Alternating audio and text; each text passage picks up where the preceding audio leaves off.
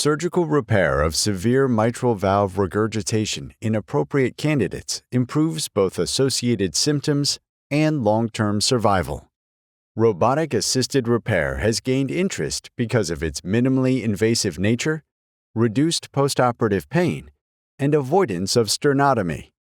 In this study, the authors conducted a retrospective cohort study to evaluate short-term clinical outcomes and costs of robotic-assisted versus conventional mitral valve repair.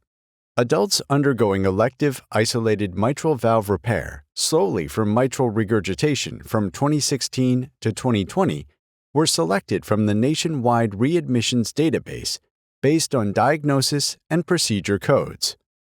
Patients were divided into robotic-assisted and conventional surgery groups. In-hospital mortality was comparable between the groups, but the robotic group had lower rates of pulmonary complications, postoperative infection, and acute kidney injury, lower non-home discharge, greater hospitalization costs, and shorter length of hospital stay.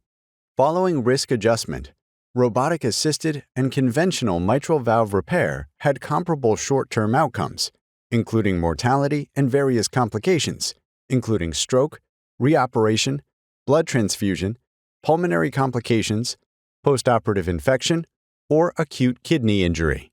Still, robotic-assisted repair was associated with reduced odds of non-home discharge. Hospitalization costs were greater in the robotic group by $10,500, but the length of stay was 1.3 days shorter.